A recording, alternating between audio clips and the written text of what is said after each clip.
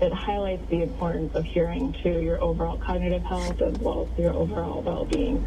And I think one thing is to not consider hearing as just a normal part of, getting older. It's really to be proactive in caring for your hearing and keeping track of your hearing. Yeah, it's interesting, right? And it's something to certainly think about because of the implications. I think about this a lot for you and me, Carol, because we always have things in our ears, whether we're doing TV, whether we're doing radio, and like how it impacts our hearing longer term. That's just my own selfish thing. I know people are like, when they get into like the volumes that I put for our earphones and stuff, I keep it pretty loud. You do? I do. Maybe watch that. Yeah. Listen, Allison, we really appreciate it. It's important, and it's something that we, Tim and I definitely love to get into, kind of overall wellness and health for all generations. So I really appreciate it. Allison Huang, she's Senior Research Associate, Center for Hearing and Public Health at the Johns Hopkins Bloomberg School of Public Health, of course, supported by Michael R. Bloomberg, founder of Bloomberg LP and Bloomberg Philanthropies, joining us on the phone from Baltimore. Stocks are around their best levels of the day. Carol, this week up another 0.7%. The Nasdaq had more than 1.2%. The Dow up 0.3%. Bloomberg Business Week is brought to you by Innovation Refunds. This is your daily reminder from Innovation Refunds. Thousands of small businesses benefited from a payroll tax refund and beat the odds of shutting down their organizations. This refund is not a loan and could help your business weather rising inflation and supply chain challenges. Learn more at getrefunds.com. All right, coming up, we're going to get to the cover story of Bloomberg Business Week. Yes, it's about Elon Musk, and this is so timely considering the Tesla earnings. And we know Tesla's on a tear as we speak, following that quarterly update, upbeat, if you will, about production outputs and more. But this gets into a story of some of the things that he does, trying to be funny. And you know what? Ain't so funny. Yeah, we're looking forward to this one. We're going to have a great crew in here in just a few minutes. In the meantime, let's get a check on the latest world and national news. For that, we get Nancy Lyons in the 99 newsroom in Washington, D.C. Hey, Nancy. Thanks, Tim. President Biden will be giving a speech on the economy in just a few minutes at a union facility in Virginia, just outside the nation's capital. He's expected to tie House Republicans to former President Trump and to argue that their MAGA plan for the economy is a major threat. His speech follows today's report on U.S. gross domestic product that shows growth at 2.9% in the fourth quarter of last year, exceeding expectations. President Biden is facing pressure from fellow Democrats over his efforts to rein in illegal border crossings. With more on that, here's Bloomberg's Nathan Hager. More than 70 Democrats, led by several from border states, signed a letter urging the Biden administration to stand by its commitment to protect the rights of asylum seekers and refugees. The White House announced this month it would expand Title 42 authority to expel some migrants for public health reasons, while opening 30,000 humanitarian parole slots per month for Cubans, Haitians, Nicaraguans, and Venezuelans. The New York Times reports this letter was not signed by Democratic leadership. In Washington, I'm Nathan Hager, Bloomberg Radio. U.S. Attorney General Merrick Garland says they've busted a ransomware ring after months of digital surveillance. The Justice Department dismantled an international ransomware network responsible for extorting and attempting to extort hundreds of millions of dollars from victims in the United States and around the world. Garland says they were able to alert potential victims of the Hive ransomware ring, saving them from having to pay more than $130 million. 5 former Memphis police officers who were fired after the arrest and beating of Tyree Nichols have been charged with second-degree murder. Nichols died 3 days after the attack. Memphis Police Chief Saralyn Davis has condemned the officers, saying they had, quote, a failing of basic humanity toward another individual. Global news 24 hours a day, on air and on Bloomberg Quick Take, powered by more than 2,700 journalists and analysts in more than 120 countries. Wednesday, the Fed decides. We still have some ways to go. The Fed is expected to dial back to a 25 basis point hike. But will they suggest more rate moves ahead or a pause? This is a hawkish Fed after a lot of people were talking about more nuance. Full coverage on a special edition of Bloomberg Surveillance. Does the Fed have the GDP slowdown right? The Fed rate decision and Powell press conference. Fading, they're focused on the step down. Wednesday, starting at 1:30 Eastern. On Bloomberg, on Sirius XM and Bloomberg Television.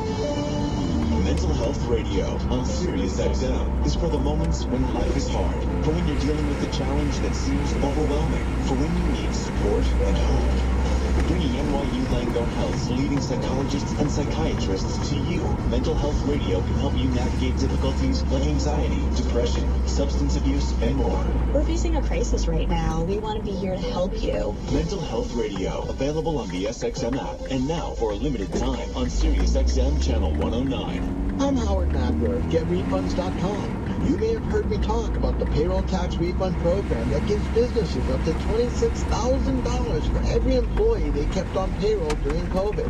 But today, I'm not going to do the talking. I'm going to make the real Get Refunds client tell you everything. I'm Brian Bryan, owner of the Beanies Living Center. I heard about the tax refund at GetRefunds.com on the radio. When COVID hit my business, we were uncertain of how we would be able to keep our employees working and supporting their families while maintaining a business. Then GetRefunds.com got me approved for a payroll tax refund. And with that money, was able to reinvest in our employees that were able to stay with us during such a difficult time. If you have a business, you should go to GetRefunds.com and start your plan right now. You will be glad you did. GetRefunds.com helped their business, and we can help yours too. Go to GetRefunds.com and see if you qualify in just 8 minutes.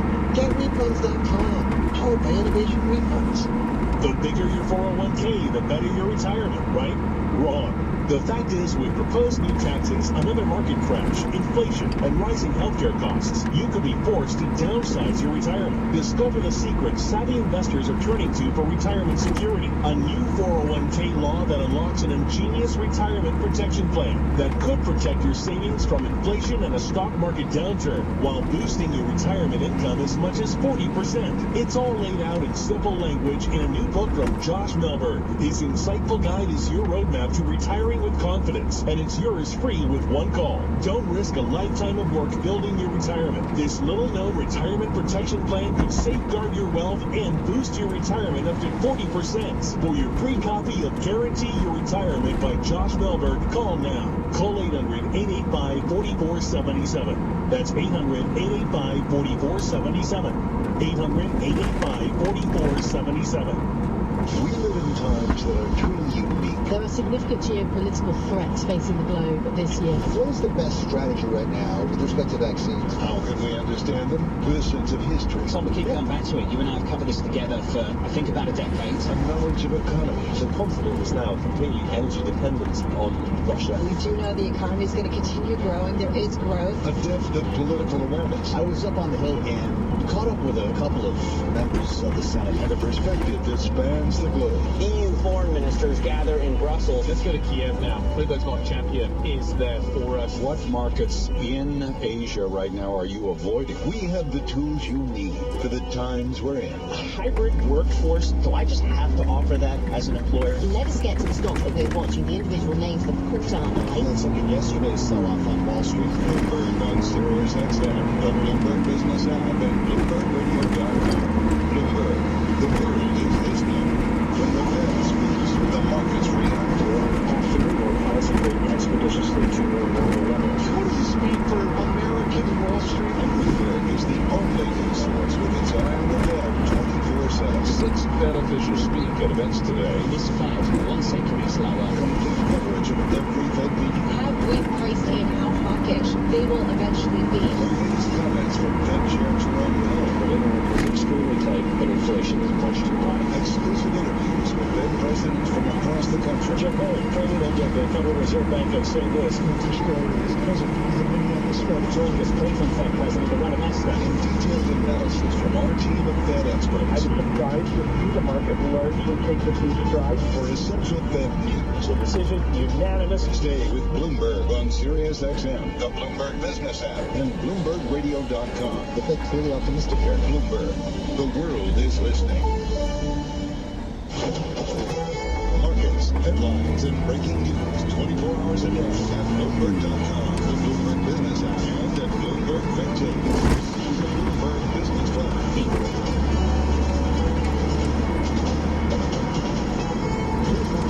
Wall Street on the chart, while stocks remain higher, the Dow, the S&P, and NASDAQ all gaining. The S&P pushing to its high since early December at 30 right now, up by about 0.7%. The Dow up 117, up 0.4%. Nasdaq up 148, up 1.3%. 10-year yield 3.48%. Gold down 0.8%, 1939. Crude pushing higher, up 1.3%, 81.16 a barrel. Airline stocks front and center after earnings from Southwest and American Airlines.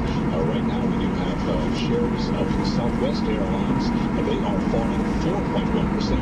American up by 0.7%. Among some of the other airline names, UAL down 1.7%, Delta down 1%, JetBlue up by 0.8%, and that is a Bloomberg Business Flash. It is indeed. All right, Charlie, thank you so much. We've been talking about Tesla a lot today. Tesla shares are on a roll just off their highs of the session, but still up about 9.5%. They did top above, again, that $500 billion market cap.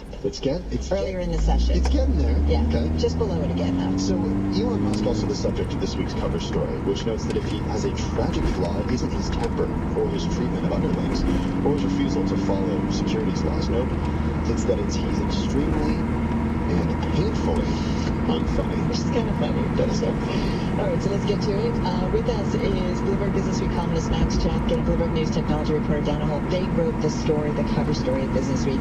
Max is here in our Bloomberg Interactive Broker studio. Dana on the phone from San Francisco. Nice timing, guys. This is what we were all leaning in on.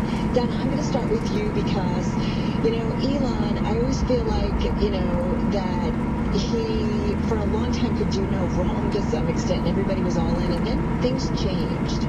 What happened?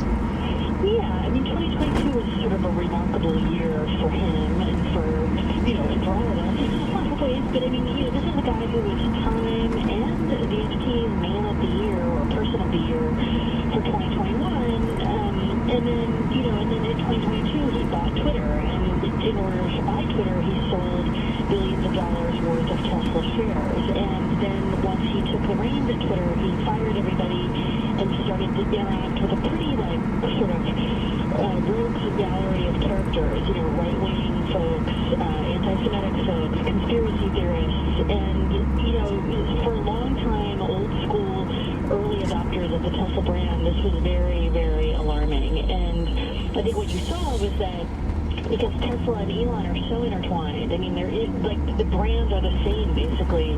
There was a real erosion of the Tesla brand, in marketing surveys, in just conversations with former employees, in conversations with potential EV buyers, and that was really something that Max and I wanted to explore at this kind of pivotal moment for the company. Hey Max, come on in here, because I was having this conversation with a friend recently who has bought 2 Teslas, and I was saying, what do you think of all the stuff that Elon Musk does? And he was like, you know what?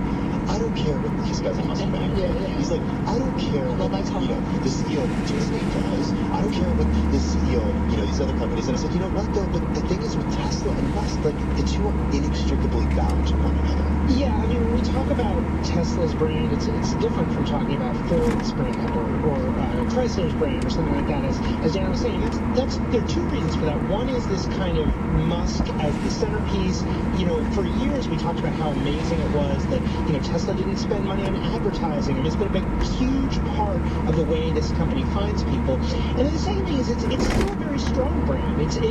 Musk is doing things that are hurting the company, and that sort of, as Dana said, like longtime investors, some longtime fans have found uncomfortable. But it's not like there aren't fans. And yesterday, while we're listening to the earnings, right, Tesla put the numbers out. They're sort of okay. There was a sort of beat on revenue, and it's kind of a mixed bag, and the markets weren't doing anything.